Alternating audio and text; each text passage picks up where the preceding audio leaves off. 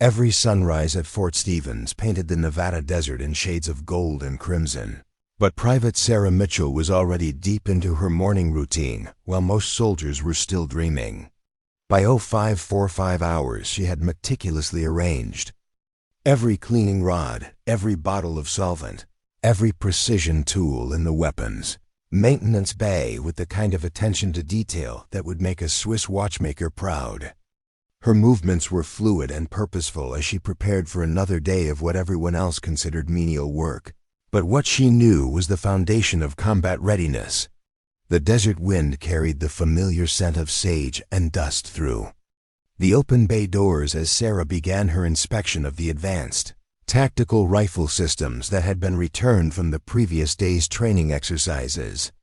Before we jump back in, tell us where you're tuning in from, and if this story touches you, make sure you're subscribed, because tomorrow I've saved something extra special for you. Each weapon told a story through its condition, revealing whether its operator understood proper care or treated military equipment like a disposable toy. She could read these stories in the microscopic scratches on barrels, in the subtle misalignments of scopes, in the residue patterns that spoke of hurried cleaning or careless handling. Staff Sergeant Marcus Rodriguez arrived precisely at 0630, his boots announcing his presence long before he appeared in the maintenance bay doorway. Rodriguez carried himself with the swagger of someone who believed his authority came from his voice rather than his competence, and he surveyed Sarah's workspace like a king inspecting his domain. The morning briefing would begin soon, but first he needed to establish the hierarchy that governed every interaction on his range. Mitchell, Rodriguez called out without bothering to make eye contact. Today's schedule includes precision rifle training for the visiting evaluation team. I want every scope calibrated perfectly and every barrel spotless enough to perform surgery. The 1,200-yard targets are already positioned, and we cannot afford any equipment failures when General Hayes arrives for her assessment. Sarah nodded respectfully while continuing her meticulous work on a rifle scope that had been returned with what appeared to be deliberate damage.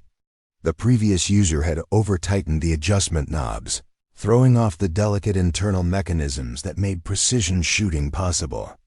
It would take her 3 hours to properly repair the damage, but Rodriguez would never understand the complexity of what she was accomplishing with her careful adjustments. The morning sun climbed higher over the Mojave Desert as Fort Stevens began its daily transformation from sleepy outpost to bustling training facility. Sarah Mitchell moved through the weapons maintenance bay with the quiet efficiency of someone who understood that excellence lived in the details that others overlooked. She had been assigned to this position 8 months ago, and in that time had earned a reputation as the most thorough equipment specialist the base had ever seen. What her colleagues didn't know was that her thoroughness came not from obsessive attention to detail, but from an intimate understanding of how microscopic imperfections could mean the difference between mission success and catastrophic failure. The Advanced Weapons Training Range at Fort Stevens specialized in long-distance precision shooting, preparing soldiers for the kind of desert engagements that had become increasingly common in modern warfare. The facility boasted some of the most sophisticated rifle systems in the military arsenal, weapons capable of accurate shots at distances that challenged even experienced marksmen. These weren't the standard infantry rifles that most soldiers trained with, but precision instruments that required both technical expertise and almost artistic sensitivity to operate effectively. Sarah's workstation occupied a corner of the maintenance bay, where she could observe the daily preparations while remaining largely invisible to the constant flow of personnel. She had arranged her tools with military precision, but also with the personal touches that spoke of genuine care for her craft. A small American flag stood beside her cleaning solutions, and a worn photograph of Montana's Glacier National Park provided a reminder of the wide-open spaces where she had first learned to appreciate the marriage of technology and natural skill that defined precision shooting. Staff Sergeant Rodriguez commanded the range with an iron fist wrapped in bureaucratic procedures and a voice that could be heard across the entire facility. He was a competent administrator who understood training schedules and safety protocols. But his knowledge of actual marksmanship was largely theoretical. Rodriguez had built his career on managing other people's expertise rather than developing his own, and he protected his authority by maintaining strict boundaries between those who shot and those who supported the shooters. The morning briefing took place in the range's central classroom, where Rodriguez outlined the day's training objectives for the assembled soldiers. Sarah attended these briefings not because her input was valued, but because regulations required all personnel to be informed of daily operations. She sat in the back row, taking notes that would help her prioritize her equipment preparation while Rodriguez explained the challenges that awaited the day's participants. Today's precision shooting exercise would test soldiers at 1,200 yards across desert terrain that included significant elevation changes and unpredictable wind patterns. The targets were man-sized silhouettes positioned to simulate real-world engagement scenarios, and the scoring would be unforgiving. Rodriguez emphasized that General Patricia Hayes, one of the most respected combat leaders in the modern military, would be observing the training as part of her annual evaluation of the facility's effectiveness. Private Jake Williams, a 23-year-old from Phoenix who had joined the military with dreams of becoming an elite sniper, raised his hand during the briefing. "Staff Sergeant, will we be using the new thermal scopes that arrived last week?" Williams asked with the enthusiasm of someone who believed that better equipment automatically translated to better performance. Rodriguez smiled with the patience of a teacher addressing a particularly slow student. "Williams, sophisticated equipment is only as good as the soldier operating it. The thermal scopes will be available for qualified personnel who have demonstrated mastery of basic precision shooting principles. Focus on fundamentals before you worry about advanced technology." Sarah suppressed a smile as she watched Williams deflate slightly. "Preparing and narrating this story took us a lot of time, so if you are enjoying it, subscribe to our channel. It means a lot to us. Now back to the story." She had spent considerable time the previous evening calibrating those same thermal scopes, understanding their capabilities and limitations in ways that would take Williams months of training to appreciate. The irony of her situation wasn't lost on her, but she had learned long ago that wisdom often meant allowing others to discover their limitations naturally rather than pointing them out prematurely. After the briefing, soldiers dispersed to collect their assigned weapons and prepare for the morning's training session. Sarah returned to her workstation where she continued the delicate process of repairing the damaged scope while monitoring the conversations around her.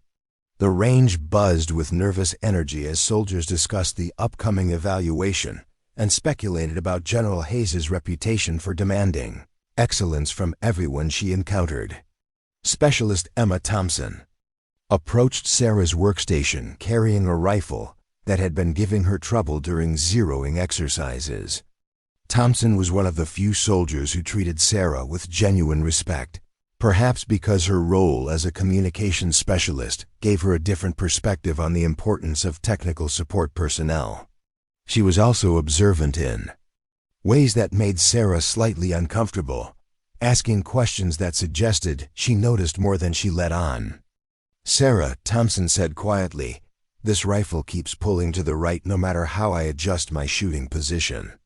I've checked everything I can think of, but something isn't right. Can you take a look at it when you have time?" Sarah accepted the rifle and immediately began a systematic inspection that would have impressed any weapons instructor.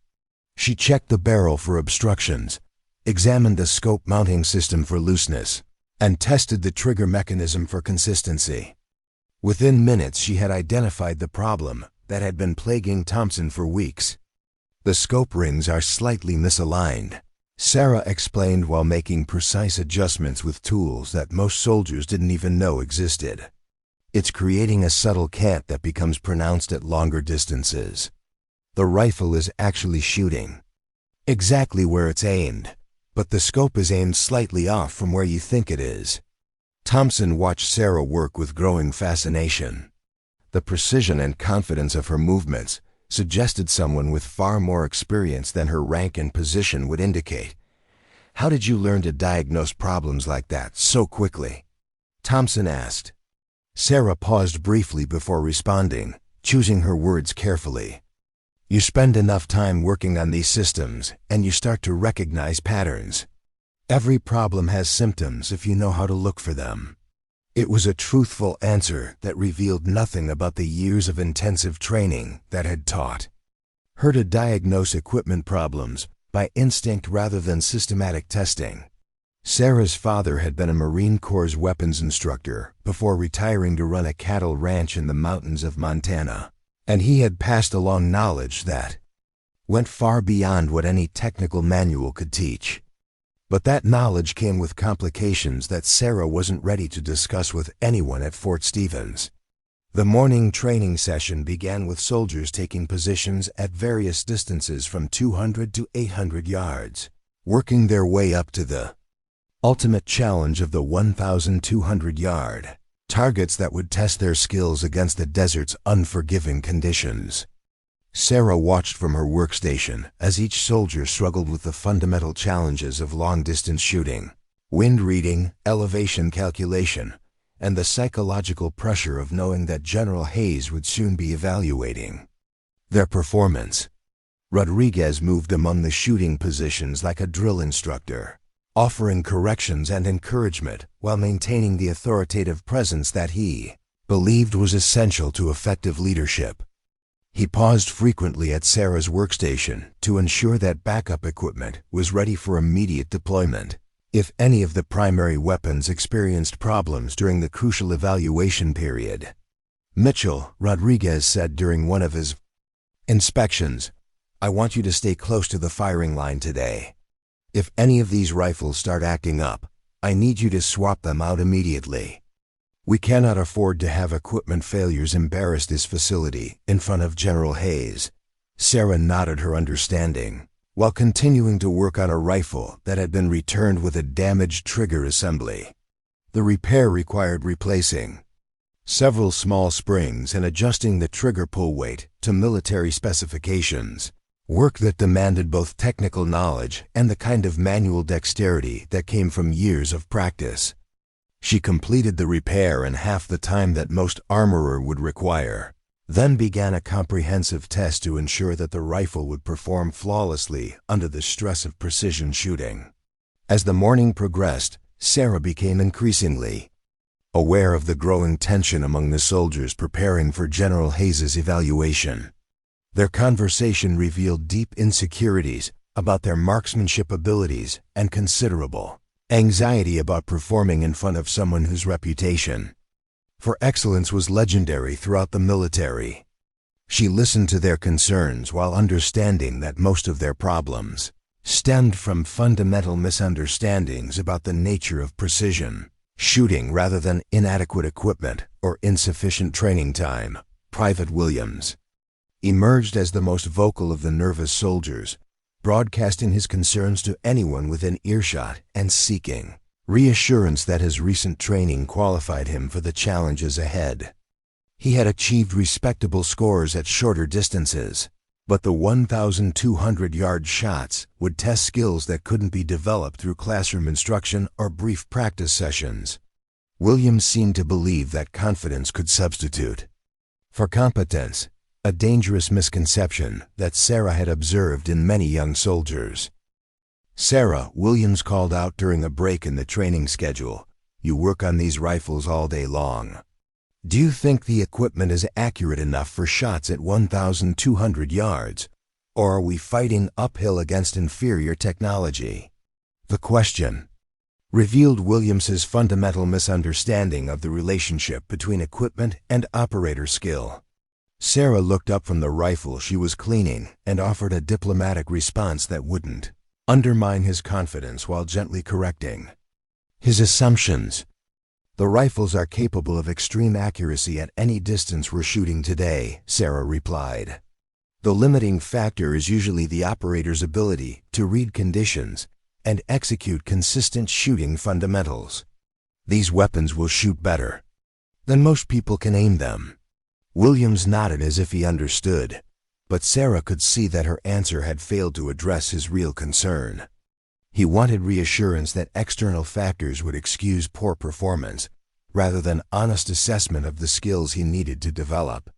It was a common attitude among soldiers who had been told they were marksmen without being taught what marksmanship actually required. The conversation was interrupted by the arrival of a convoy of military vehicles that announced General Hayes's arrival at Fort Stevens. The entire base seemed to straighten its posture as word spread that one of the military's most respected leaders was now on the facility. Sarah watched through the maintenance bay windows as Rodriguez rushed to greet the visiting dignitaries with the nervous energy of someone whose career depended on making a perfect impression. General Patricia Hayes stepped out of the lead vehicle with the quiet confidence of someone who had earned respect through decades of exceptional service rather than political maneuvering or bureaucratic skill. She was smaller than Sarah had expected, but carried herself with an authority that made her presence felt immediately. Her uniform displayed ribbons that told the story of a career spent in the most challenging environments the military could offer, and her reputation for demanding excellence from everyone she encountered was legendary throughout the armed forces. The general's entourage included several staff officers and evaluation specialists who would be assessing Fort Stevens's training programs and making recommendations about future resource allocation. This was more than a courtesy visit. It was an examination that could determine the facility's continued mission and the careers of everyone involved in the training programs. Rodriguez approached General Hayes with the rehearsed precision of someone who had spent considerable time preparing for this moment. He offered a brief overview of the day's planned activities, while gesturing toward the range facilities that represented years of investment in advanced training capabilities. Sarah watched the interaction from her workstation, noting how Rodriguez's usual commanding presence seemed diminished in the presence of someone whose authority was based on genuine accomplishment rather than organizational position. The general listened politely to Rodriguez's presentation while her eyes swept across the range facilities with the analytical gaze of someone evaluating both equipment and personnel.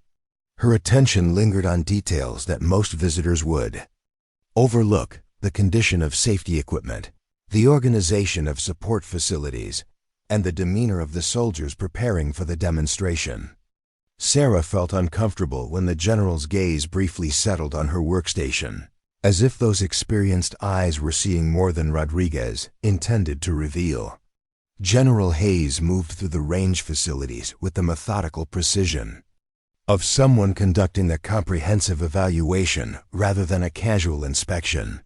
Her questions to Rodriguez revealed a depth of technical knowledge that clearly made him uncomfortable, as she inquired about training methodologies, equipment maintenance protocols, and performance metrics with the expertise of someone who understood the difference between theoretical knowledge and practical application. Sarah continued her work while listening to the conversation, noting how Rodriguez's answers became increasingly vague when pressed for specific details about the facility's capabilities. Rodriguez had built his reputation on administrative efficiency rather than operational excellence, and General Hayes's penetrating questions exposed the limitations of his expertise. When she asked about the average improvement rates for soldiers completing the precision shooting program, Rodriguez offered statistics that sounded impressive but lacked the context that would make them meaningful. When she inquired about equipment, failure rates, and maintenance schedules, his responses revealed a superficial understanding of the technical challenges involved in maintaining precision weapon systems. The general's attention turned to the soldiers preparing for the demonstration, and Sarah watched as Hayes observed their equipment preparation with the critical eye of someone who understood that small details often revealed larger truths about training quality, and leadership effectiveness. Several soldiers were making fundamental errors in their rifle setup that would compromise their performance, but Rodriguez either didn't notice these problems or didn't possess the technical knowledge necessary to correct them. Sarah found herself in the uncomfortable position of watching preventable mistakes unfold while being unable to intervene without overstepping the boundaries of her assigned role. Private Williams was adjusting his scope with excessive force, creating stress on the mounting system that would affect his accuracy. Specialist Johnson had failed to properly secure his bipod, introducing instability that would become magnified at longer distances. These were basic errors that any competent instructor should have caught and corrected immediately. Rodriguez continued his presentation with growing confidence, apparently believing that General Hayes's questions indicated satisfaction with his explanations rather than concern about the gaps in his knowledge. He outlined the day's training schedule with the enthusiasm of someone who had convinced himself that impressive-sounding programs were equivalent to effective training outcomes. The disconnect between his perception and reality became increasingly apparent as he described advanced techniques that his soldiers clearly hadn't mastered. When General Hayes asked to observe the weapons maintenance procedures, Rodriguez immediately directed her attention to Sarah's workstation with the pride of someone showcasing his most reliable asset. Sarah looked up from the rifle she was servicing to find herself under the direct scrutiny of one of the military's most respected leaders, a situation that made her profoundly uncomfortable given the secrets she was working to maintain. "This is Private Mitchell, our senior equipment specialist," Rodriguez announced with the confidence of someone taking credit for excellence he had played no role in developing. "She maintains all our precision weapon systems and ensures that equipment problems never interfere with training objectives. Mitchell has been instrumental in achieving our outstanding reliability statistics." General Hayes studied Sarah with the intensity of someone who recognized competence when she encountered it. The general's questions about maintenance procedures and equipment capabilities were far more technically sophisticated than anything Rodriguez had asked, revealing a depth of knowledge that surprised Sarah and clearly exceeded Rodriguez's understanding of the subjects being discussed. "How do you approach scope calibration for different atmospheric conditions, Private Mitchell?" General Hayes asked, her tone suggesting genuine interest rather than perfunctory curiosity. "The desert environment here must create significant challenges for maintaining consistent accuracy across varying temperature and humidity conditions." Sarah felt the weight of everyone's attention as she formulated a response that would demonstrate her competence without revealing the extent of her expertise. The question was technically complex, requiring understanding of both optical physics and ballistic principles that most equipment specialists wouldn't possess. MAAM, atmospheric density changes affect both bullet trajectory and scope clarity. Sarah replied carefully, "I maintain calibration charts for different conditions and adjust zero settings based on temperature, humidity, and elevation data. The key is understanding how each variable affects the bullet's path and compensating accordingly rather than trying to fight against natural conditions." Her answer was technically accurate and appropriately detailed, but General Hayes's expression suggested that she had heard something in Sarah's response that warranted further investigation. The general asked several follow-up questions that probed deeper into Sarah's understanding of ballistic principles, each query revealing knowledge that seemed inconsistent with her official position and training background. Rodriguez grew increasingly uncomfortable as the conversation progressed beyond his ability to contribute meaningfully. He had expected General Hayes to be impressed by Sarah's thoroughness without recognizing that her expertise far exceeded what any normal equipment specialist would possess. The discussion was revealing capabilities that Rodriguez had never bothered to explore or understand. Despite working with Sarah for 8 months, the general's final question caught everyone off guard. "Private Mitchell, what's your assessment?" of the soldiers' preparation for today's 1,200-yard demonstration? Are there any equipment issues that might affect their performance? The question put Sarah in an impossible position. Answering honestly would require acknowledging that she had been observing and evaluating the soldiers' techniques, stepping far outside her assigned role.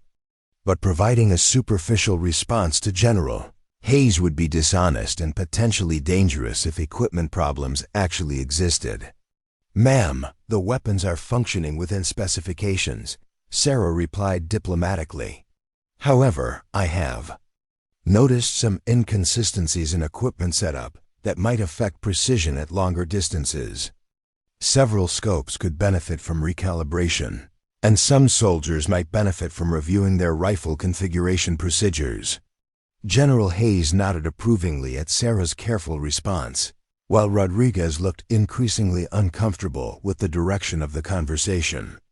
The general's questions had revealed that his senior equipment specialist possessed knowledge and observational skills that exceeded her official duties, raising questions about training backgrounds and assignment appropriateness that Rodriguez was unprepared to address.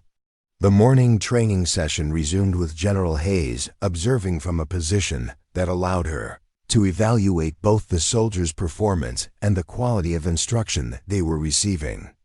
Sarah returned to her workstation feeling unsettled by the unexpected attention and concerned about maintaining the low profile that had allowed her to serve quietly for the past 8 months. She had worked carefully to establish herself as competent but unremarkable, and General Hayes's probing questions threatened to upset the delicate balance she had maintained. Private Williams approached her workstation during a break in the training schedule, carrying his rifle with the frustrated expression of someone whose equipment wasn't performing according to his expectations. Williams had been struggling with consistency throughout the morning session, and his scores at intermediate distances suggested that the 1,200-yard demonstration would be challenging for him. "Sarah," Williams said with barely concealed irritation, "this rifle keeps throwing shots to the left. I've checked everything I can think of, but something is definitely wrong with it. Can you fix whatever is causing this problem before the general evaluates my shooting?" Sarah accepted the rifle and immediately began the systematic inspection that had become second nature to her.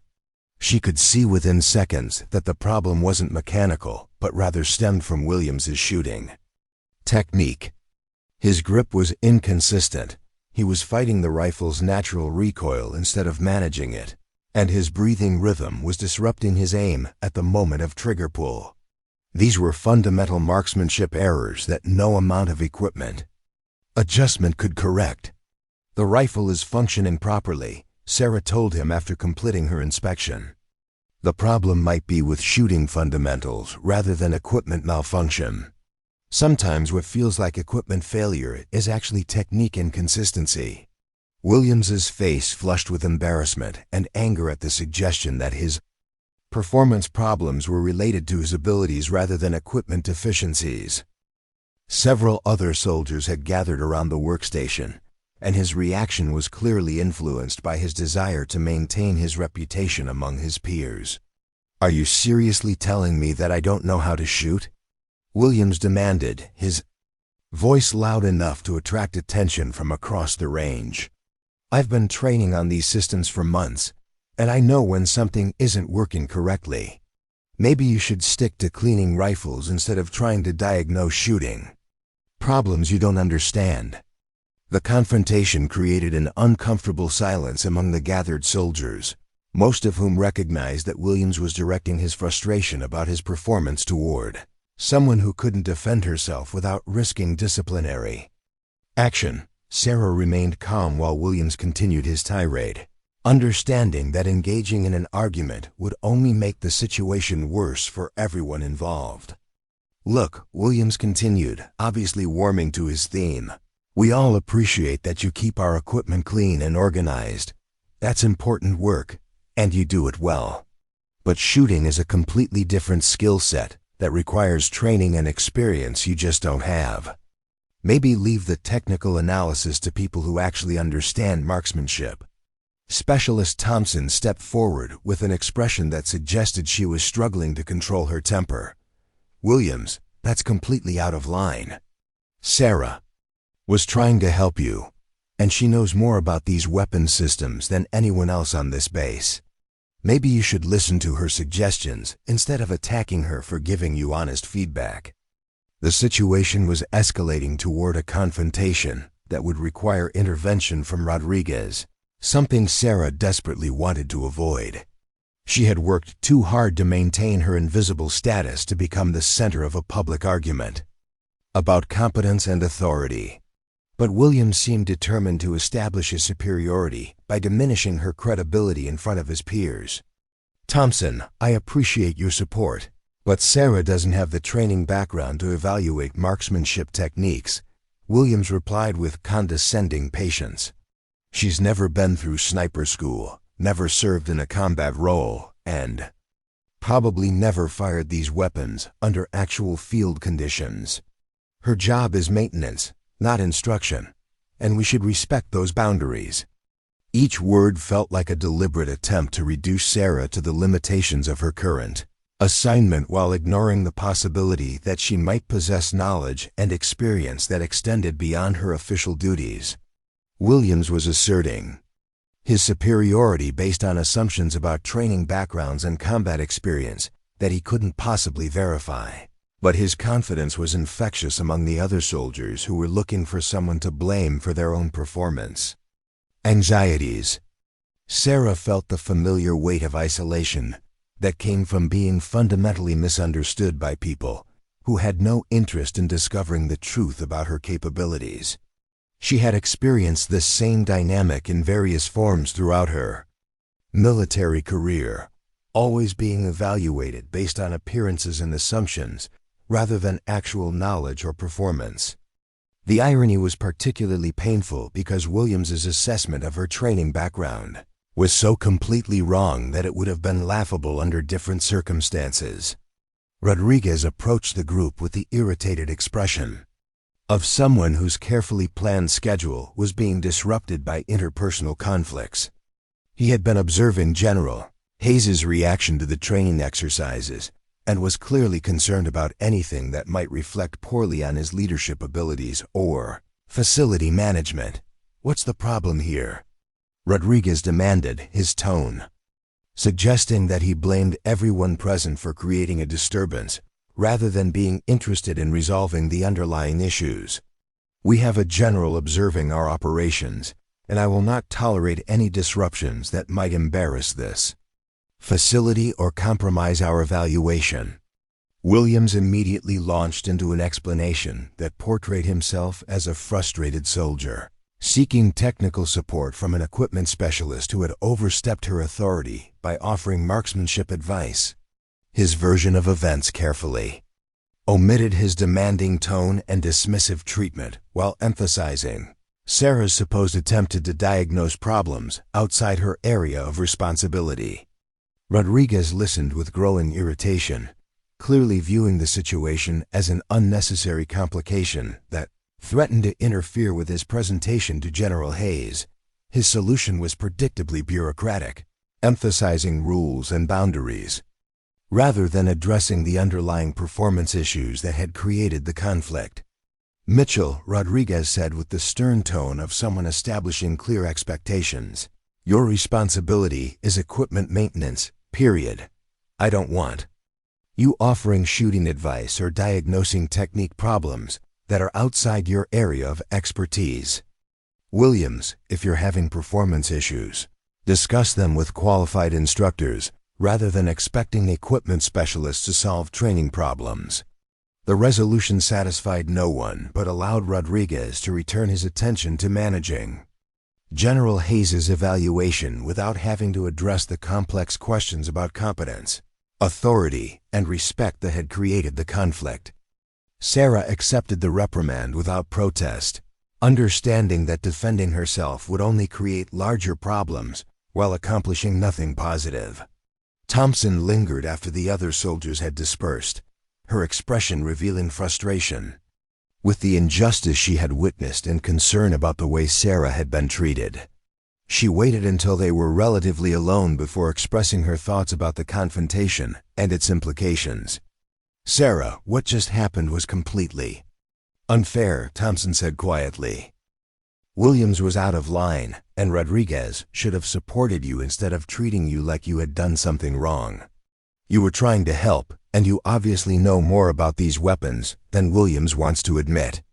Sarah continued, cleaning the rifle she had been working on before the confrontation, using the familiar motions to maintain her emotional equilibrium while formulating a response that wouldn't encourage further discussion of her background or capabilities.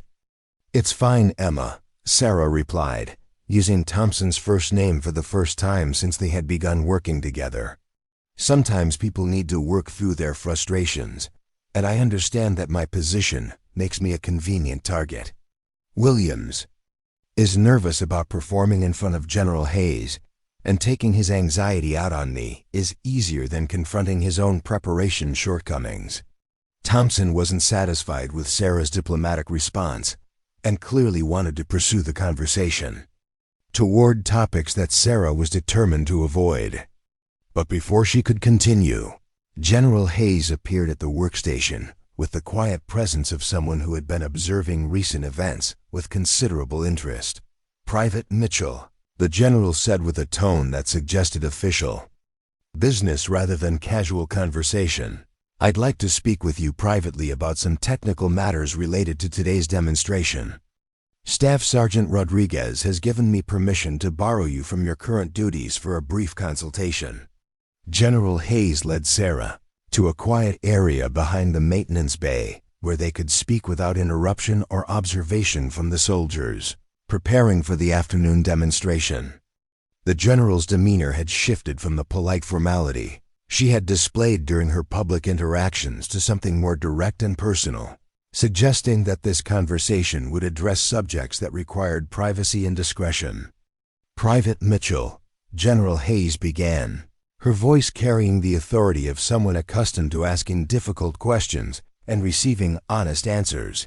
"I've been observing your interactions and listening to your responses to technical questions. Your knowledge of ballistics and weapon systems seems considerably more advanced than what I would expect from someone in your current position." Sarah felt her carefully maintained composure beginning to crack under the pressure of direct questioning from someone whose reputation for uncovering truth was legendary throughout the military. She had hoped that her cautious responses earlier had been sufficient to demonstrate competence without revealing the extent of her background. But General Hayes was clearly not satisfied with surface-level explanations. "Ma'am, I take my responsibilities seriously and try to understand the equipment I maintain as thoroughly as possible," Sarah replied, hoping that a commitment to professional excellence would explain her expertise without requiring disclosure of her actual training and experience. General Hayes studied her with the penetrating gaze of someone who had spent decades evaluating soldiers and distinguishing between genuine competence and impressive-sounding responses.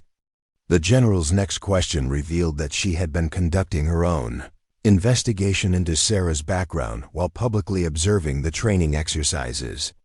"Private Mitchell, I've reviewed your official personnel file, and it raises some interesting questions about your assignment to equipment maintenance," the general said carefully. "Your test scores and training evaluations suggest capabilities that seem underutilized in your current role. I'm curious about how you ended up specializing in weapons maintenance rather than pursuing more advanced military occupational specialties." The question forced Sarah to confront the careful lies she had been telling herself about her ability to remain invisible while serving in a support role. General Hayes had clearly recognized inconsistencies between her apparent capabilities and her assigned duties, and continuing to offer superficial explanations would only raise additional questions about her honesty and reliability. "Ma'am," Sarah began, choosing her words with extreme care, "I requested assignment to equipment maintenance because I wanted to contribute to mission success in a support capacity rather than pursuing roles that would place me in direct combat situations. After careful consideration of my career goals and personal circumstances, I felt that maintenance duties would allow me to serve effectively while maintaining the kind of work-life balance that was important to my long-term military service. It was a plausible explanation that contained elements of truth while concealing the complex factors that had actually influenced her career decisions. General Hayes listened without interruption, but her expression suggested that she found Sarah's explanation incomplete rather than convincing. Private Mitchell, the general continued, your technical knowledge and observational skills suggest training and experience that typically comes from specialized schools or operational deployments. I'm not questioning your right to pursue any career path you choose, but I am concerned that the Army might not be utilizing your capabilities effectively. The conversation was approaching dangerous territory where continued evasion would become obviously dishonest, but complete disclosure would require explaining circumstances that Sarah had spent months trying to forget. She had chosen her current assignment precisely because it allowed her to serve without having to confront the psychological and emotional consequences of her previous military experience. General Hayes seemed to recognize her internal struggle and shifted to a more direct approach that would require clear answers rather than diplomatic evasions. The general's next words revealed that her investigation into Sarah's background had uncovered information that wasn't included in standard personnel files. Private Mitchell, I've made some inquiries about your training history, and I've discovered some interesting inconsistencies in your records, General Hayes said with the calm tone of someone revealing carefully researched information. There are references to advanced training courses that don't appear in your current file, and gaps in your service timeline that suggest deployments or assignments that have been classified or restricted. Sarah felt the ground shifting beneath her carefully constructed new identity as General Hayes revealed that her past was not as buried as she had believed.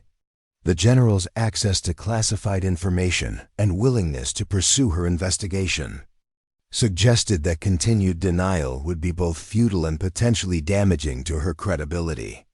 Ma'am, if you have access to classified information about my service record, then you understand why I might prefer not to discuss certain aspects of my background in detail, Sarah replied, hoping that an appeal to operational security requirements would allow her to avoid complete disclosure while acknowledging that her history was more complex than her current position suggested.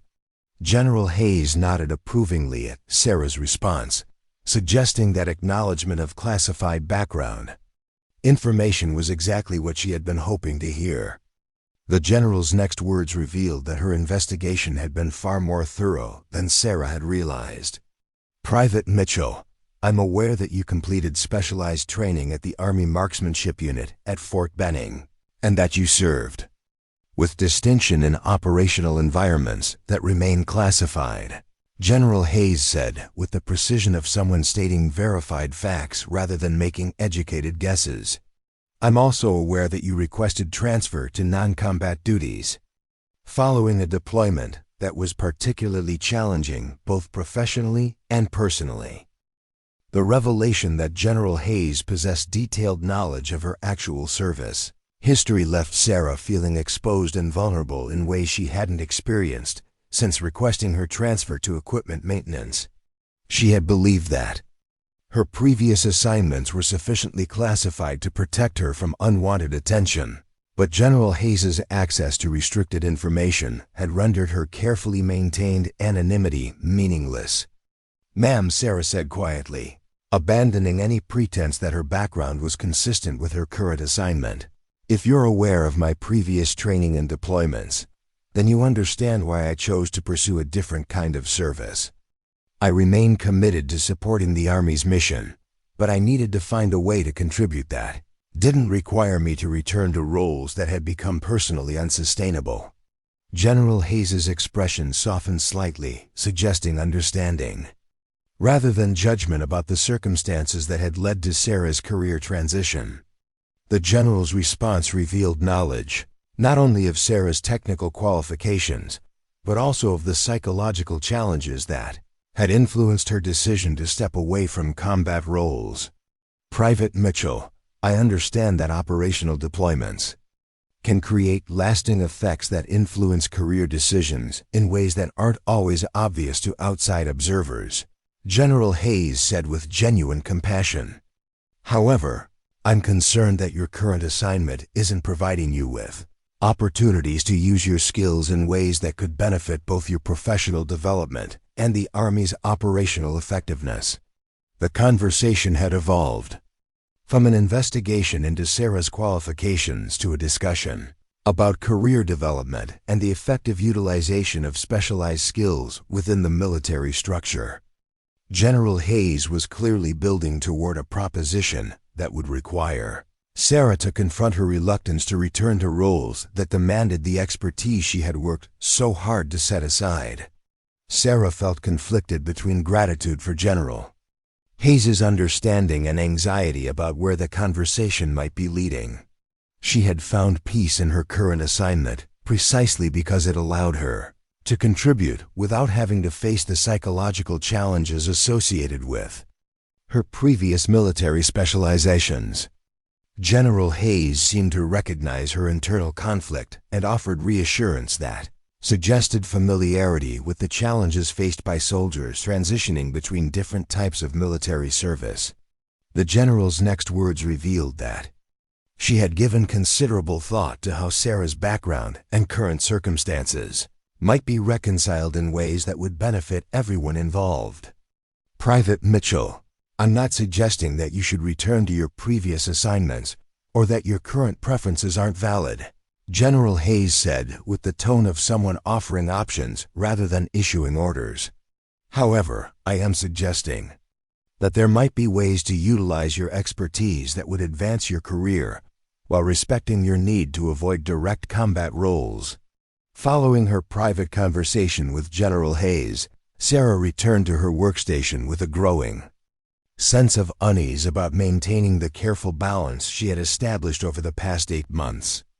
The general's knowledge of her classified background had fundamentally altered the dynamic of her service at Fort Stevens, creating possibilities and expectations that she wasn't prepared to address. Rodriguez was waiting for her return with barely concealed irritation about the disruption to his carefully planned schedule. Mitchell, Rodriguez said with the sharp tone of someone whose authority had been undermined by circumstances beyond his control. I don't know what the general wanted to discuss with you, but I need you focused on equipment preparation for this afternoon's demonstration. Whatever technical consultation she requested, your primary responsibility remains maintaining these weapon systems for optimal performance. Sarah nodded her understanding while detecting undertones in Rodriguez's voice that suggested he was threatened by General Hayes' interest in her capabilities. She had observed this pattern before in supervisors who built their authority on maintaining strict hierarchies and clear boundaries between different types of military personnel. Rodriguez's confidence depended on everyone accepting their assigned roles without question, and General Hayes' attention to Sarah represented a potential challenge to that carefully maintained structure. As the morning progressed toward the scheduled demonstration time, Rodriguez became increasingly focused on controlling every aspect of the range operations to ensure that his facility would be presented in the most favorable light possible. His instructions to Sarah became more frequent and detailed, micromanaging aspects of her work that he had previously ignored, while emphasizing the importance of maintaining her assigned position and responsibilities. The weapons maintenance bay became a hub of nervous energy as soldiers completed their final preparations for the 1,200-yard precision shooting demonstration that would determine General Hayes' assessment of Fort Stevens' training effectiveness. Sarah observed the increasing tension among the participants while continuing her methodical work on the rifles that would be used for the evaluation. Private Williams returned to her workstation multiple times throughout the morning, each visit revealing growing anxiety about his anticipated performance and increasing hostility toward anyone who might witness his struggles. His earlier confrontation with Sarah had apparently convinced him that she represented a threat to his reputation, and he seemed determined to establish his superiority by diminishing her credibility whenever possible. Sarah, Williams announced loudly during one of his visits, "I want to make sure that rifle you worked on earlier is functioning properly. I can't afford to have equipment problems interfere with my performance when General Hayes is evaluating our capabilities. I need to know that you've checked every possible issue that might affect accuracy at long range." His tone was professionally appropriate, but the emphasis on potential equipment failures suggested that he was creating a foundation for excusing poor performance by blaming mechanical problems, rather than accepting responsibility for his own preparation shortcomings. Sarah recognized the strategy because she had observed it many times among soldiers who preferred external explanations for their difficulties rather than honest self-assessment. "The rifle is functioning within specifications," Sarah replied diplomatically. "All systems have been tested and calibrated according to manufacturer guidelines and Army standards. However, optimal performance at 1,200 yards requires consistent shooting fundamentals and proper environmental adjustment techniques." Williams bristled at the suggestion that his performance would depend on his own skills rather than equipment. Reliability. His response revealed the depth of his insecurity about the upcoming demonstration and his determination to avoid accountability for any failures that might occur. "Sarah, I appreciate your technical work, but I don't need shooting." Advice from someone who has never been tested under real pressure, Williams said with deliberate condescension. "When General Hayes evaluates my performance, she'd be looking at marksmanship skills developed through intensive training and field experience, not equipment maintenance capabilities." Several other soldiers had gathered around the workstation during Williams's monologue, and Sarah could see that his comments were designed as much for their benefit as for hers.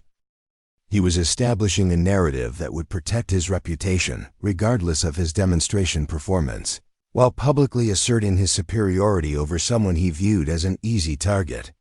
Specialist Thompson approached the group with an expression that suggested she was tired of witnessing Williams's behavior without intervention.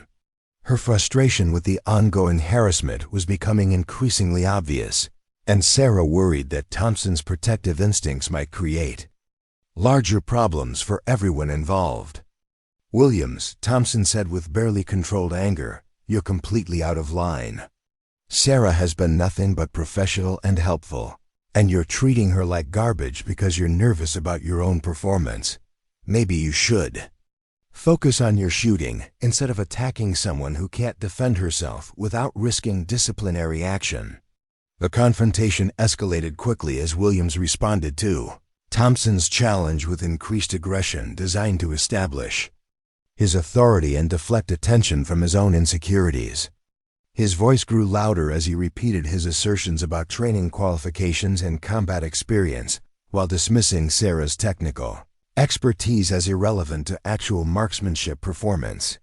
"Thompson," Williams said with exaggerated patience, "I understand that you want to support Sarah, but you're missing the fundamental point about military specialization and appropriate boundaries. Equipment maintenance is important work that requires specific skills, but it doesn't qualify someone to evaluate marksmanship techniques or diagnose performance problems that require advanced training to understand." Rodriguez appeared at the workstation with the frustrated expression of someone whose careful plans were being disrupted by interpersonal conflicts that he viewed as unnecessary complications.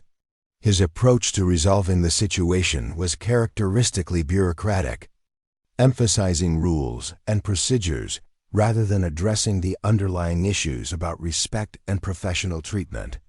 "What is going on here?" Rodriguez demanded, his tone suggesting that everyone present was equally responsible for creating a disturbance, rather than recognizing that one person was harassing another. "I have explicitly stated that we cannot afford any disruptions during General Hayes's evaluation, and I will not tolerate behavior that reflects poorly on this facility or compromises our professional reputation." Williams immediately launched into an explanation that portrayed himself as a dedicated soldier seeking to ensure optimal equipment performance while being interrupted by unnecessary intervention from Sarah and Thompson.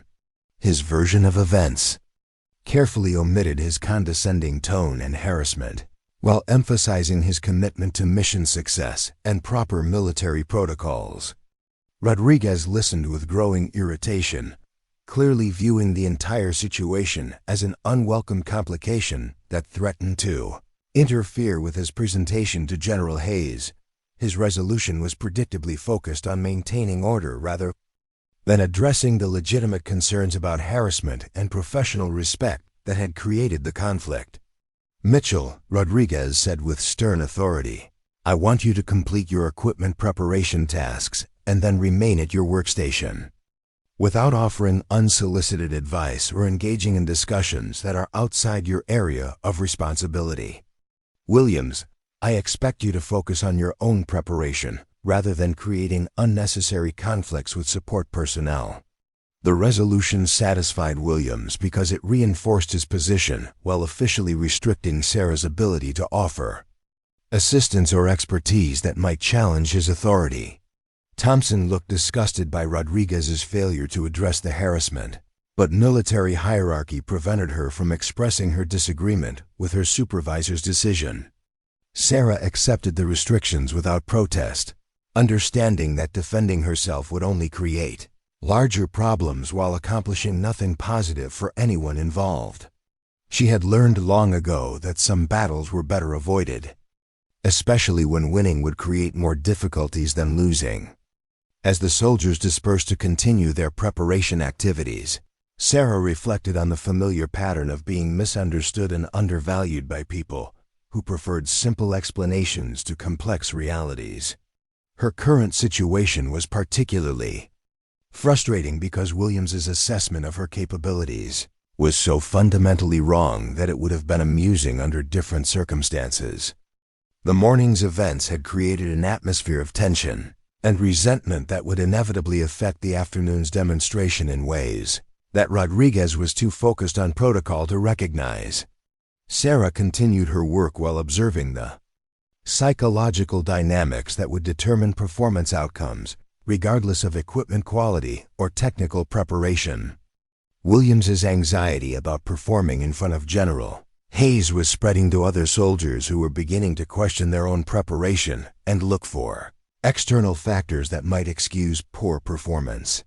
The harassment of Sarah had become a convenient way for multiple soldiers to assert their superiority while avoiding honest assessment of their own capabilities and readiness. Thompson remained at the workstation longer than necessary, clearly struggling with her frustration about the injustice she had witnessed and her inability to intervene effectively within the constraints of military hierarchy. Her concern for Sarah was genuine, but her desire to help was creating additional complications that Sarah preferred to avoid. "Emma," Sarah said quietly when they were relatively alone, "I appreciate your support, but engaging in these conflicts won't help either of us."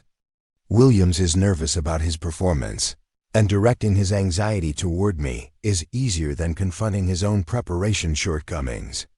The best thing we can do is maintain our professionalism and focus on our respective responsibilities. Thompson wasn't satisfied with Sarah's diplomatic response and clearly wanted to pursue the conversation toward topics that would require Sarah to reveal more about her background and capabilities than she was prepared to discuss. But before Thompson could continue, the afternoon demonstration schedule began with an announcement that General Hayes was ready to observe the precision shooting exercises that would determine her assessment of Fort Stevens's training effectiveness. Specialist Emma Thompson had been quietly documenting inconsistencies in Sarah's official background for weeks before the confrontation with Williams forced her to acknowledge what she had been suspecting about her colleague's true capabilities. Thompson's role as a communications specialist gave her access to personnel databases and training records that most soldiers never saw. and her naturally analytical mind had begun identifying patterns that didn't match Sarah's current assignment or apparent experience level. The first anomaly Thompson noticed was Sarah's efficiency with weapon systems that required specialized knowledge to service properly. Most equipment maintenance specialists focused on cleaning and basic adjustments, but Sarah performed complex calibration procedures that typically required advanced technical training or extensive field experience. Her diagnostic capabilities were particularly impressive, as she could identify problems that stumped soldiers with formal marksmanship training.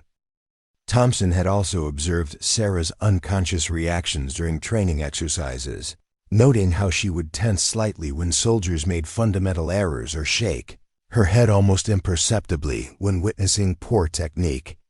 These responses suggested someone with deep knowledge of marksmanship principles rather than a maintenance specialist, whose primary concern would be equipment functionality rather than operator performance. The confrontation with Williams had crystallized Thompson's suspicions while revealing the extent to which Sarah was being underestimated and mistreated by people who had no understanding of her actual capabilities. Thompson's protective instincts had been triggered not just by the unfairness of the harassment, but by her growing conviction that Fort Stevens was wasting the talents of someone who could significantly improve their training outcomes. During the lunch break between morning preparation and afternoon demonstration, Thompson approached Sarah's workstation with a different agenda than her previous casual conversations. She had decided that directly addressing her suspicions was preferable to continuing to observe Sarah being treated poorly while possessing knowledge that could benefit everyone at the facility. "Sarah," Thompson said quietly, settling into a chair beside the workstation where Sarah was making final adjustments to several rifles. "I need to ask you something, and I hope you'll consider giving me an honest answer. I've been watching how you work, listening to your technical explanations, and observing your reactions during training exercises. Everything I've seen suggests that you have far more experience with precision shooting than your current assignment would indicate." Sarah's hands paused briefly in their methodical work before resuming the delicate scope adjustment she had been performing. Thompson's directness was exactly what she had been hoping to avoid, but the specialist's observational skills and analytical nature had made this conversation inevitable once she decided to investigate Sarah's background. "Emma, I appreciate your concern, but I'm not sure what you're suggesting," Sarah replied carefully. "I take my maintenance responsibilities seriously, and I try to understand the equipment I work with as thoroughly as possible. That requires learning about the principles behind the technology, not just the mechanical procedures for cleaning and basic repairs." Thompson leaned forward with the expression of someone who wasn't satisfied with diplomatic evasions and was prepared to pursue the conversation until she received substantive answers. Her next words revealed that her investigation had uncovered specific information that would be difficult for Sarah to explain away with general statements about professional dedication. "Sarah, yesterday I watched you diagnose a trigger timing problem that Master Sergeant Collins couldn't identify even after 30 minutes of testing," Thompson said with quiet intensity. "You spotted the issue in less than 2 minutes and explained the mechanical cause in terms that suggested intimate familiarity with precision trigger systems. That's not knowledge that comes from reading technical manuals or watching other people work." The observation was accurate and troubling because it demonstrated that Thompson had been paying attention to details that Sarah had hoped would go unnoticed. Sarah had allowed herself to become too comfortable in her role, occasionally displaying expertise that exceeded what her official background could explain. Thompson's analytical nature had identified these inconsistencies and drawn logical conclusions about their implications. Furthermore, Thompson continued, "Your explanations of ballistic principles and environmental factors go far beyond what any maintenance specialist would need to know. When you discussed atmospheric effects on bullet trajectory with General Hayes this morning, You were speaking from practical experience, rather than theoretical knowledge. I've heard enough instructors and experienced marksmen to recognize the difference. Sarah felt increasingly uncomfortable with the direction of the conversation, but Thompson's observations were too accurate to dismiss with continued denials. The specialist had clearly invested considerable time and attention in analyzing Sarah's behavior and capabilities, suggesting that her curiosity wasn't casual, but rather reflected genuine concern about Sarah's situation and treatment. "Emma, suppose for a moment that your observations are correct," Sarah said hypothetically. "What would you hope to accomplish by pursuing this conversation?" "My current assignment allows me to serve effectively while maintaining the kind of environment that suits my personal circumstances. Why would it matter if I had different qualifications or experience than my file indicates?" Thompson's response revealed that her interest extended beyond satisfying her own curiosity to encompass broader concerns about efficiency, fairness, and the optimal utilization of military resources. Her next words suggested that she had given considerable thought to the implications of Sarah's underutilization and the negative effects it was having on training outcomes. "Sarah, if you possess advanced marksmanship knowledge and experience, then Fort Stevens is wasting a valuable resource.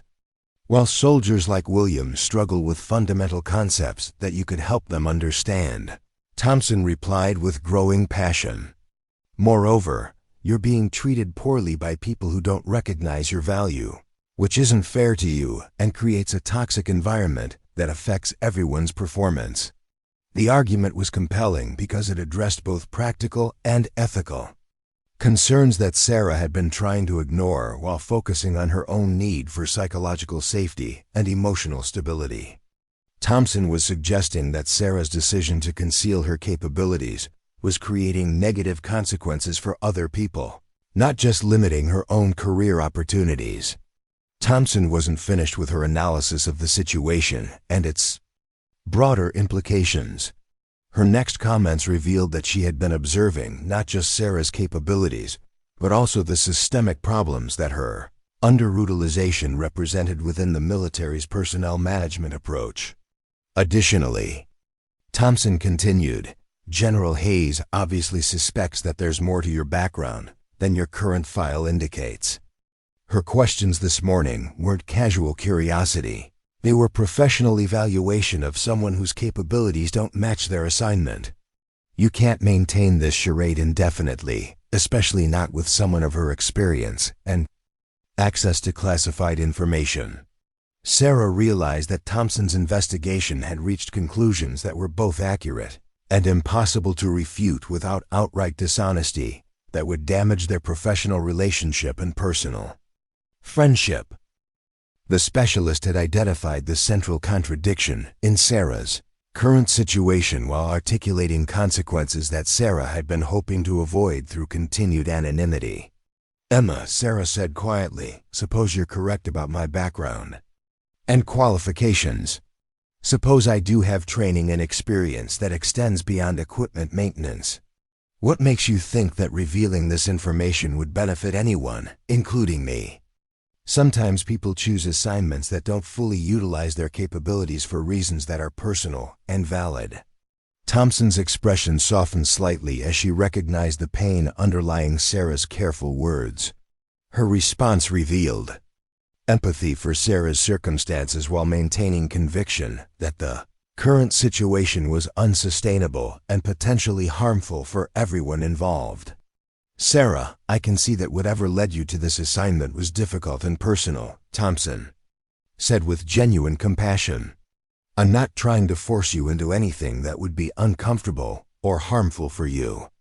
But I am concerned that hiding your capabilities is preventing you from helping people who could benefit from your knowledge while allowing others to treat you disrespectfully because they don't understand your value." The conversation was approaching territory that would require Sarah to make decisions about disclosure and transparency that she had been avoiding for months. Thompson's arguments were compelling, but they also threatened the careful balance Sarah had established between service and self-preservation. Before Sarah could formulate a response that would address Thompson's concerns without revealing information she wasn't prepared to share. Rodriguez appeared at the workstation with the urgent expression of someone dealing with unexpected complications that threatened his carefully planned demonstration schedule. "Mitchell, Thompson," Rodriguez called out as he approached. "I need both of you to assist with final preparations for the demonstration. General Hayes has requested some modifications to the shooting positions, and we need to reconfigure several rifle setups to accommodate her specifications. This is not optional, and I need your complete attention on these tasks immediately." The interruption prevented Sarah from having to respond directly to Thompson's probing questions, while creating new pressures that would test her ability to maintain her anonymity during the high-stakes demonstration that would determine General Hayes's assessment of Fort Stevens's capabilities. Thompson's curiosity about Sarah's background had evolved from casual observation to systematic investigation following their interrupted conversation during the lunch break. As a communications specialist with legitimate access to personnel, databases, and training records, Thompson possessed both the technical skills and official authorization necessary to conduct a thorough examination of Sarah's military history and qualifications.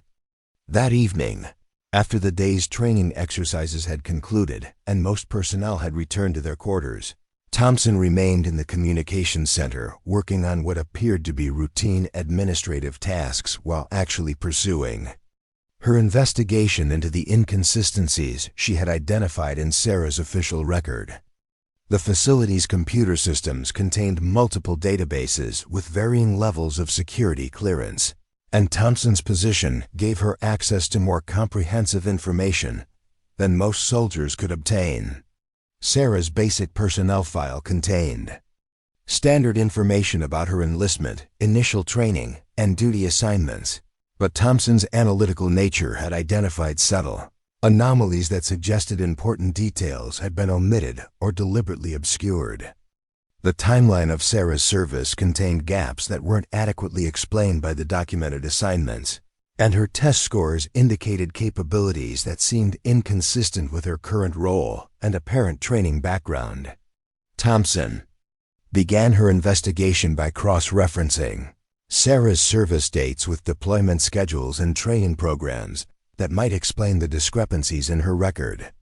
Military personnel databases were designed to track individual soldiers through various assignments and educational opportunities, but Thompson discovered that certain periods in Sarah's service history were either missing entirely or marked with security classifications that prevented detailed examination. The first significant discovery came when Thompson identified references to advanced training courses that weren't reflected in Sarah's current qualification summaries. Computer records indicated that Sarah had completed specialized programs at facilities known for developing elite marksmanship capabilities, but these achievements had been removed from her accessible file or marked with restriction codes that suggested classified status.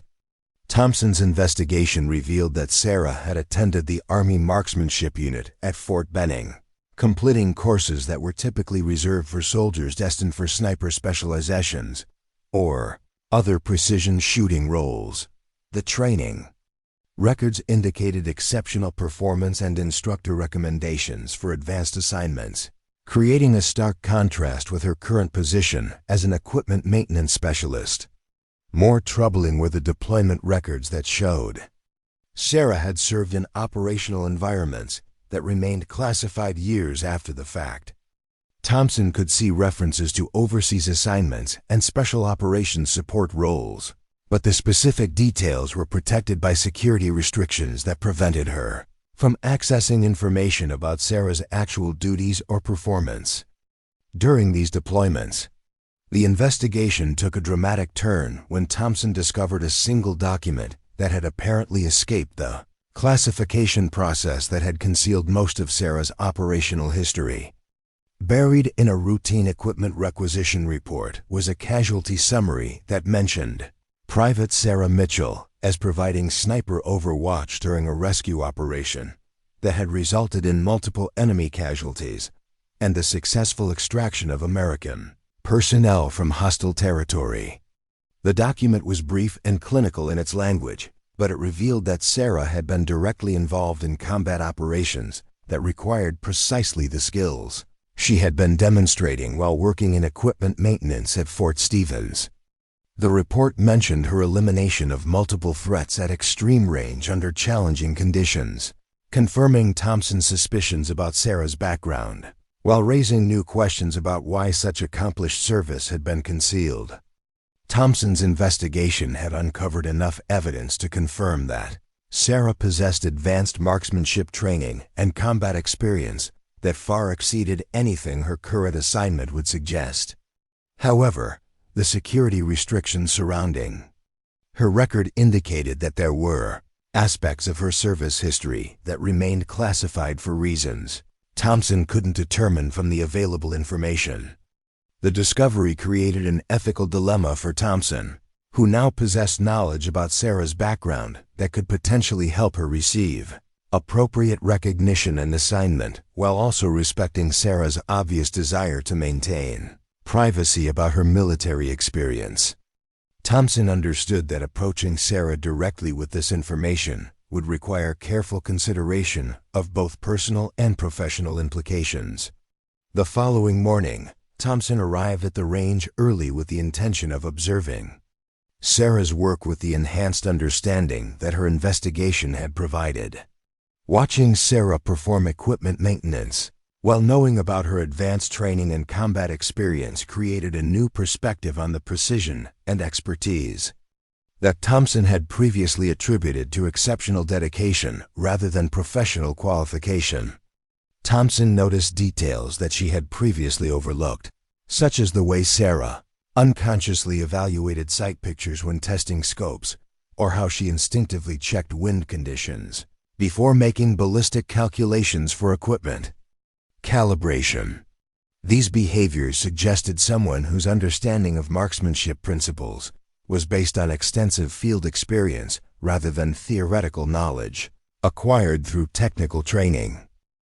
The investigation had also given Thompson insight into the psychological aspects of Sarah's situation that helped explain her reluctance to reveal her capabilities or pursue assignments that would utilize her advanced skills. The classified nature of her previous service suggested that Sarah had been involved in operations that might have created lasting emotional or psychological effects that influenced her career decisions. Thompson's growing understanding of Sarah's situation increased her frustration with the way Sarah was being treated by personnel who had no appreciation for her actual qualifications or service record. Williams's harassment took on new dimensions when viewed through the lens of Sarah's concealed combat experience and advanced training, making his condescending behavior both ironic and deeply unfair. The morning's training preparation provided Thompson with opportunities to observe interactions between Sarah and other personnel while considering how her investigation's discoveries might be used to improve Sarah's situation without violating her privacy or creating unwanted attention. Thompson was particularly interested in General Hayes's continued attention to Sarah, wondering if the general's questions indicated that she had access to classified information about Sarah's background. During a brief moment when they were working alone, Thompson decided to test her hypotheses about Sarah's background by asking carefully crafted questions that would reveal whether her investigation had uncovered accurate information without directly confronting Sarah with specific discoveries. Sarah, Thompson said while helping to organize equipment for the afternoon demonstration, "I've been thinking about our conversation yesterday regarding your knowledge of ballistic principles and equipment capabilities. I'm curious about how you develop such detailed understanding of these systems, particularly the advanced concepts that most maintenance specialists wouldn't encounter in their normal training." Sarah's response was characteristically diplomatic, but Thompson detected subtle changes in her demeanor that suggested awareness that Thompson's questions were becoming more sophisticated and potentially threatening to her carefully maintained anonymity. "Emma, as I mentioned before, I believe in understanding the equipment I maintain as thoroughly as possible, Sarah replied while continuing to focus on her work. Effective maintenance requires knowledge of how systems function under operational conditions, not just familiarity with cleaning procedures and basic adjustments. Thompson nodded as if accepting the explanation while privately noting that Sarah's answer continued to avoid specifics about how she had acquired knowledge that typically came from specialized training or field experience. The investigation had given Thompson enough background information to recognize that Sarah's responses were carefully constructed to provide plausible explanations while concealing the true extent of her qualifications. The conversation was interrupted by Rodriguez's announcement that the afternoon demonstration would begin earlier than originally scheduled due to General Hayes's modified itinerary. The change created additional pressure for final equipment preparation while providing Thompson with new opportunities to observe how Sarah's concealed expertise influenced her approach to supporting high-stakes training exercises. As personnel began assembling for the demonstration that would determine General Hayes's assessment of Fort Stevens's capabilities, Thompson reflected on the implications of her investigation and the responsibility that came with possessing information about Sarah's background that others didn't share. The knowledge created opportunities to help Sarah, while also raising questions about the appropriate use of information that Sarah clearly preferred to keep private. General Hayes's modified schedule created an atmosphere of controlled urgency. As Fort Stevens personnel scrambled to accommodate the earlier demonstration time, while maintaining the precision and professionalism that would determine their facility's evaluation, Rodriguez moved through the range facilities with the nervous energy of someone whose career depended on the next few hours proceeding flawlessly, issuing instructions and checking details with the compulsive thoroughness of a perfectionist under pressure. The 1,200-yard precision shooting demonstration represented the culmination of months of preparation and the ultimate test of Fort Stevens's training effectiveness under the scrutiny of one of the military's most respected evaluation authorities. The targets had been positioned across desert terrain that included significant elevation changes, natural obstacles, and wind patterns that would challenge even experienced marksmen under ideal conditions. Sarah completed her final equipment checks with the methodical precision that had become her trademark, while observing the mounting tension among the soldiers who would be participating in the demonstration. Their anxiety was palpable as they contemplated performing their most challenging shots under the direct observation of someone whose assessment could influence their careers and the facility's future resource allocation. The weapons selected for the demonstration represented the most advanced precision rifle systems in the military inventory, equipped with sophisticated optics and modified for optimal accuracy at extreme ranges. Sarah had spent considerable time ensuring that each rifle was calibrated perfectly for the specific atmospheric conditions and target distances that would define the afternoon's challenges. Rodriguez gathered the participating soldiers for a final briefing that emphasized the importance of the demonstration while attempting to manage their anxiety without acknowledging the legitimate reasons for their nervousness. His instructions focused on protocol and procedure rather than the technical and psychological aspects of precision shooting that would actually determine their performance outcomes. "Gentlemen," Rodriguez announced with forced confidence, "this demonstration provides an opportunity to showcase the exceptional training and capabilities that Fort Stevens has developed over the past year. General Hayes will be evaluating not just individual marksmanship skills, but our overall approach to developing precision shooting capabilities within realistic operational parameters." The soldiers listened attentively while privately grappling with doubts about their readiness for shots that would test the limits of their training and experience. Williams appeared particularly anxious, his earlier bravado replaced by obvious concern about performing adequately under circumstances that would provide no excuses for failure. Sarah observed the briefing while making mental notes about the soldiers' psychological preparation and the likelihood that their anxiety would negatively affect their performance regardless of their technical skills or equipment quality. She had witnessed similar scenarios many times before and understood that stress management was often more important than marksmanship fundamentals in determining outcomes under high-pressure conditions. General Hayes arrived at the range precisely at the scheduled time, accompanied by a small team of evaluation specialists who would be documenting every aspect of the demonstration for inclusion in their assessment report. The general's presence immediately elevated the formality and tension of the proceedings, as everyone present understood that their performance would be scrutinized by experts who possessed deep knowledge of military training standards and effectiveness measures. The general conducted a brief inspection of the range facilities and equipment setup, asking technical questions that revealed her comprehensive understanding of precision shooting principles and training methodologies. Her inquiries focused on details that demonstrated professional competence rather than casual interest, making it clear that she would be evaluating the demonstration from the perspective of someone who understood exactly what constituted excellence in military marksmanship training. Rodriguez accompanied General Hayes during her inspection, providing explanations and answering questions with the careful precision of someone whose credibility was being evaluated along with his facility's capabilities. Sarah noticed that several of the general's technical questions exceeded Rodriguez's expertise, creating moments of obvious discomfort that suggested his administrative knowledge wasn't sufficient for the level of scrutiny he was facing. The shooting positions had been arranged to provide optimal visibility for the evaluation team while maintaining realistic training conditions that would test the soldiers' abilities to perform under observation pressure.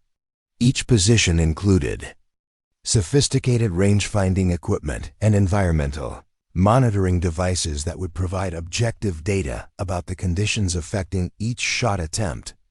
Weather conditions for the demonstration were challenging, but not impossible, with variable winds gusting between 8 and 15 knots from multiple directions and temperature gradients that would affect bullet trajectory calculations. The desert environment created additional complications through mirage effects and thermal disturbances that would require constant adjustment and compensation throughout the shooting sequence. Sarah positioned herself at a support station where she could observe the demonstration while remaining available to address any equipment problems that might arise during the exercise.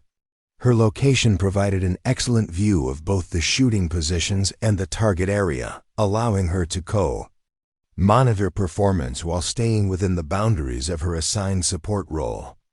General Hayes took her position at the observation point, accompanied by her evaluation team, who began documenting baseline conditions and establishing the assigned criteria that would govern their assessment of individual and collective performance. The general's demeanor was professionally neutral, but Sarah detected signs of serious attention that suggested she understood the significance of what she was about to observe. The first soldier to attempt the 1,200-yard shot was Master Sergeant Collins, Fort Stevens's most experienced marksman, and the person Rodriguez was counting on to establish a high standard for the remaining participants. Collins approached his shooting position with the confident bearing of someone who had successfully completed similar challenges many times before. But Sarah noticed subtle signs of tension that suggested even he was feeling pressure from the high-stakes evaluation environment. Collins took considerable time establishing his shooting position and calculating the environmental factors that would affect his shot placement. The target appeared impossibly small at 1,200 yards, and the swirling desert winds created constantly changing conditions that required continuous adjustment and compensation. Sarah watched Collins work through his preparation routine while mentally noting the decisions he was making and anticipating their likely effects on his shot outcome. The first shot echoed across the desert terrain, followed by an extended pause, while spotters confirmed the impact location using high-powered optics. The results were announced over the range communication system, revealing that Collins had achieved a respectable hit within the scoring zone, but had missed the center ring. That represented optimal performance for marksmen of his experience level. General Hayes observed the results without visible reaction, but Sarah noticed that she made notes on her evaluation clipboard that suggested careful attention to details beyond simple hit or miss outcomes. The general's assessment would clearly consider factors like shooting technique, environmental adaptation, and consistency rather than focusing solely on target impact locations. The second shooter was Staff Sergeant Martinez, an instructor who had recently completed advanced marksmanship training and was considered one of Fort Stevens's rising talents in precision shooting development. Martinez approached his shot with methodical preparation that suggested strong technical knowledge, but Sarah observed execution details that indicated he was struggling with the psychological pressure of performing under General Hayes's scrutiny. Martinez's shot achieved a solid hit, but again, failed to demonstrate the exceptional accuracy that would truly impress evaluation specialists who understood the capabilities of both the weapon systems and properly trained operators. The pattern of near misses suggested that Fort Stevens's marksmen possessed adequate technical skills but lacked the advanced capabilities that distinguished elite precision shooting programs from competent but unremarkable training facilities. As additional soldiers completed their attempts with similar results, Sarah became increasingly aware that the demonstration was failing to achieve the excellence that Rodriguez had promised and that General Hayes was clearly expecting. The soldiers were performing adequately within normal training standards, but weren't displaying the exceptional capabilities that would justify Fort Stevens's reputation as an advanced marksmanship training facility. Williams prepared for his attempt with obvious anxiety about performing under circumstances that had already proven challenging for soldiers with more experience and better fundamental skills. His earlier confidence had completely evaporated as he contemplated making a shot that had tested the limits of everyone who had preceded him, and Sarah could see that his psychological state would likely compromise his performance regardless of his equipment or technical preparation. Williams's approach to his shooting position revealed the full extent of his anxiety as he struggled to maintain composure under the combined pressure of General Hayes's evaluation and the disappointing performance of the marksman who had preceded him. His earlier swagger had been completely replaced by obvious nervousness that manifested in rushed preparation and visible tension that would inevitably affect his shooting fundamentals. Rodriguez watched Williams's preparation with growing concern, recognizing that his soldier was psychologically unprepared for the challenge ahead, while being unable to provide the kind of intervention that might restore his confidence. The demonstration was proceeding exactly as Sarah had anticipated, with stress amplifying the fundamental weaknesses in both individual skills and institutional training approaches that had been concealed during less demanding exercises. Williams's first shot attempt resulted in a complete miss that drew uncomfortable silence from the observation area and a visible wince from Rodriguez, who understood that such failures reflected poorly on his leadership and training program effectiveness. The miss was announced over the range communication system with professional neutrality, but everyone present understood that it represented a significant failure under circumstances that demanded excellence. General Hayes maintained her professional composure while making additional notes that clearly documented the declining performance standards as the demonstration progressed. Her evaluation would undoubtedly include analysis of why Fort Stevens's marksmen were struggling with challenges that should have been within their capabilities given their training backgrounds and equipment quality. Williams requested permission for a second attempt, which was granted according to standard range protocols that allowed shooters to compensate for equipment malfunctions or obvious procedural errors. However, his second shot also failed to achieve a hit, creating an embarrassing situation that highlighted the gap between Fort Stevens's reputation and the actual capabilities of its personnel. Rodriguez's frustration with Williams's performance was evident as he struggled to maintain professional demeanor while privately recognizing that the demonstration was becoming a disaster that would damage his facility's reputation and possibly his own career prospects. His solution was characteristically focused on damage control rather than addressing the underlying problems that had created the situation. Private Williams, Rodriguez announced loudly enough for General Hayes and her evaluation team to hear, will conclude his participation in today's demonstration. Sometimes individual performance doesn't reflect the overall quality of our training program, and we'll move forward with marksmen who are better prepared for this level of challenge. The public dismissal was designed to distance the facility from Williams's poor performance, while implying that his failures were personal rather than systemic. However, Rodriguez's attempt at damage control only emphasized that Fort Stevens's training program was producing inconsistent results that suggested fundamental problems with their approach to developing precision shooting capabilities. Williams retreated from his shooting position with obvious humiliation, while Rodriguez attempted to redirect attention toward the remaining marksmen, who might salvage some measure of credibility from the demonstration. However, the pattern of mediocre performance had already established that Fort Stevens was struggling to meet the standards that General Hayes expected from an advanced marksmanship training facility. As the demonstration continued with similarly disappointing results from the remaining participants, Rodriguez became increasingly desperate to find some way to demonstrate that his facility possessed capabilities worthy of General Hayes's approval.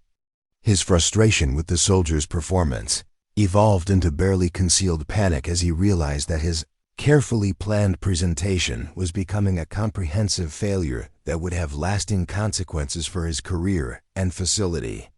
Situation reached its nadir when Rodriguez decided that the demonstration needed to be concluded before additional failures could further damage Fort Stevens's reputation. His announcement that the exercise was complete due to challenging environmental conditions was a transparent attempt to excuse poor performance rather than acknowledge the fundamental problems that had been revealed through honest evaluation. General Hayes, Rodriguez said with forced professionalism, "I believe we've seen sufficient examples of our marksmanship capabilities given the challenging wind conditions and target distance requirements. Perhaps we should move to the indoor facilities where we can discuss our training methodologies and program development approaches in more detail." The general's response revealed that she wasn't satisfied with Rodriguez's attempt to conclude the demonstration prematurely and that her evaluation would include assessment of leadership decisions as well as individual marksmanship performance. Her next words would fundamentally alter the dynamic of the entire situation while providing Sarah with the opportunity she had been simultaneously hoping for and dreading. Staff Sergeant Rodriguez, General Hayes said with quiet authority that commanded immediate attention, "I'm disappointed with what I've observed today, not just in terms of individual shooting performance, but in the overall approach to training and evaluation that your facility has demonstrated. Before we conclude this exercise, I'd like to see if there are other personnel who might be able to provide a more accurate representation of the capabilities that should be expected from an advanced marksmanship training facility." The general's words created immediate tension as everyone present understood that she was questioning both the competence of the participating marksmen and the effectiveness of Rodriguez's leadership and training program.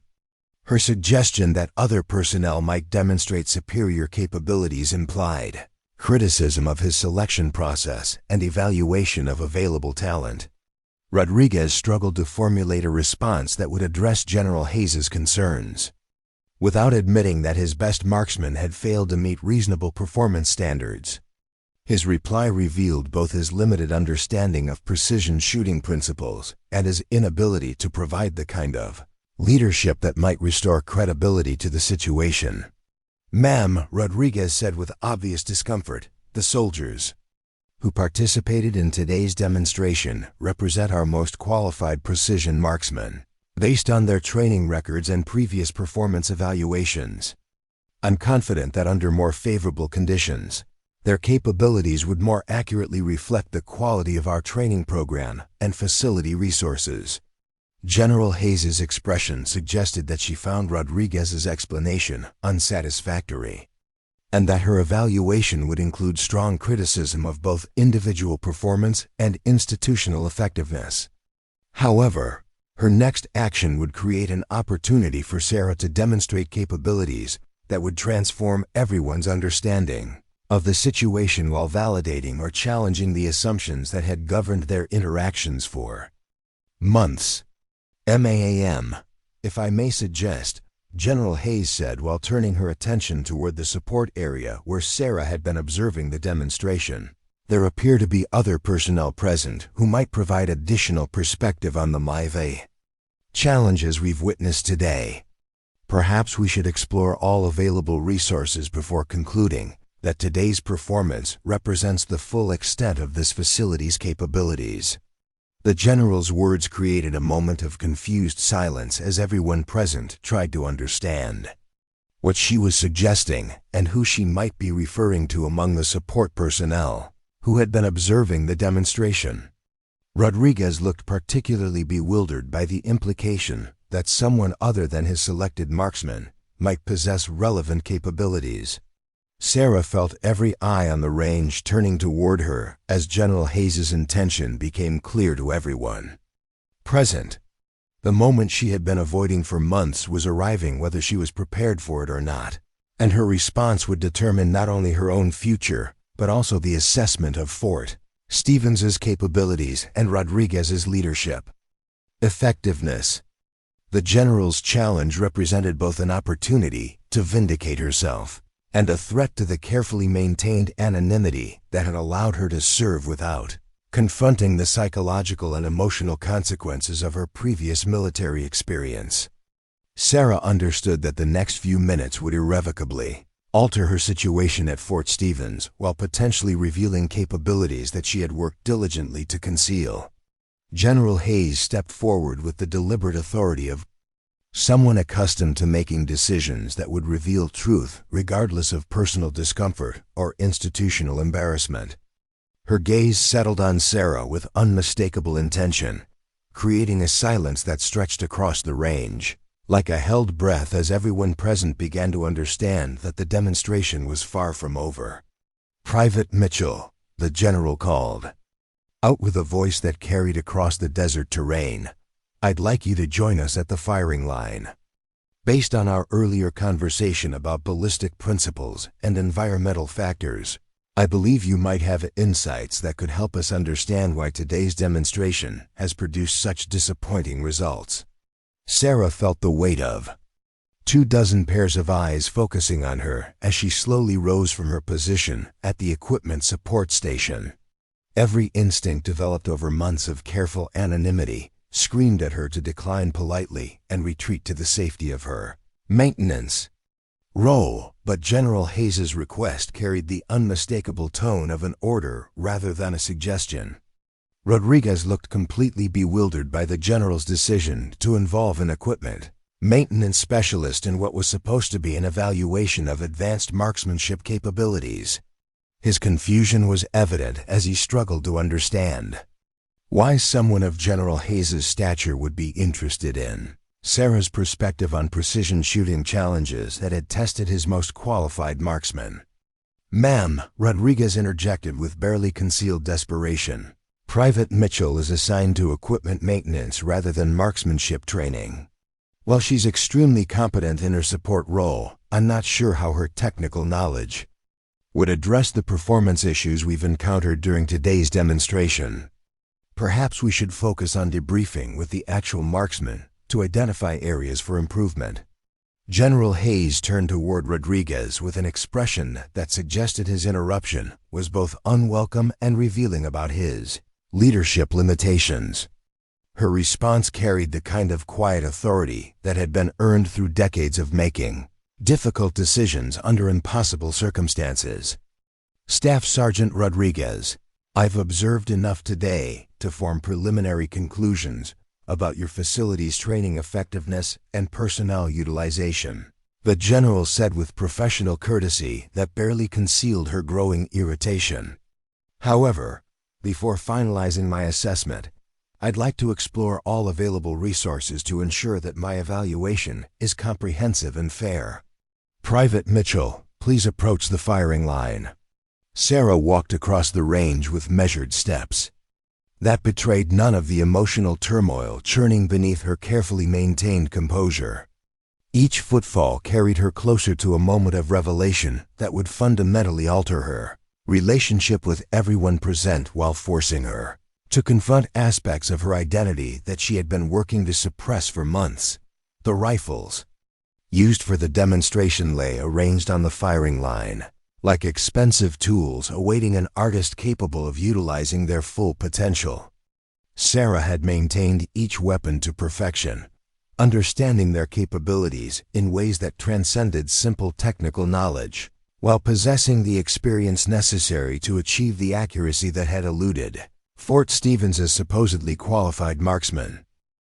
General Hayes gestured toward the weapons with the calm confidence of someone who had already made her decision about what would happen next.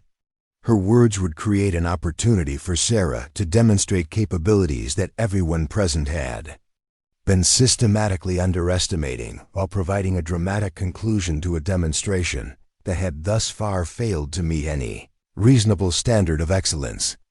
Private Mitchell, the general announced loudly enough for her evaluation team to document every word. I'm curious about your assessment of the shooting conditions and equipment performance that have affected today's demonstration results. Would you be willing to provide a practical demonstration of the techniques that might achieve better outcomes under these challenging circumstances? The question was phrased as a request, but everyone present understood that declining wasn't really an option when a general officer was seeking clarification about military capabilities and training effectiveness. Sarah felt the familiar sensation of time slowing as her mind processed options and consequences, while her body moved toward the shooting position with movements that revealed months of suppressed muscle memory. "Ma'am," Sarah replied with careful formality, "I'd be honored to assist with your evaluation in whatever capacity you deem appropriate. However, I should clarify that my current qualifications are limited to equipment maintenance rather than advanced marksmanship instruction or demonstration." General Hayes smiled slightly at Sarah's diplomatic response, while positioning herself where she could observe both the shooting technique and the reactions of the assembled personnel to what was about to unfold. Her next words would eliminate any possibility of continued anonymity, while creating the moment that would reveal the true scope of the deception that had been maintained for months. "Private Mitchell, based on our earlier discussions and my review of certain classified records, I believe your qualifications extend considerably beyond equipment maintenance," the general said with unmistakable authority. "I'm requesting that you demonstrate the proper technique for achieving accuracy at 1,200 yards under current environmental conditions. Consider this a direct order." The revelation that General Hayes possessed knowledge of Sarah's classified background sent a ripple of shock through the assembled soldiers, while confirming Sarah's growing suspicion that her carefully guarded secrets were no longer safe. Thompson's eyes widened with vindication of her investigative conclusions, while Rodriguez looked like he had been struck by lightning as he began to understand that his assessment of Sarah's capabilities had been fundamentally wrong. Sarah approached the nearest rifle with movements that immediately revealed the difference between someone who had been trained to use precision weapons and someone who had lived with them as extensions of their own capabilities. Her inspection of the rifle was swift but comprehensive, checking every system with the unconscious efficiency of someone who understood exactly what needed to be verified before attempting a shot that would be scrutinized by experts. The rifle Sarah selected was the same weapon that Williams had failed to shoot effectively, creating an additional layer of psychological pressure as everyone present contemplated whether equipment problems had contributed to the earlier failures, or whether operator skill was the determining factor in precision shooting success. Sarah's handling of the weapon immediately suggested that any equipment issues were minimal compared to the technique deficiencies that had plagued the previous shooters. Sarah settled into the shooting position with fluid grace that spoke of thousands of hours of practice under conditions far more challenging than anything Fort Stevens could provide. Her movements were economical and purposeful as she established a stable platform that would allow her to manage the environmental factors that had defeated the facility's supposedly qualified marksmen. The desert wind continued its erratic patterns across the range, creating conditions that would challenge even experienced shooters while providing Sarah with the opportunity to demonstrate skills that transcended simple marksmanship training.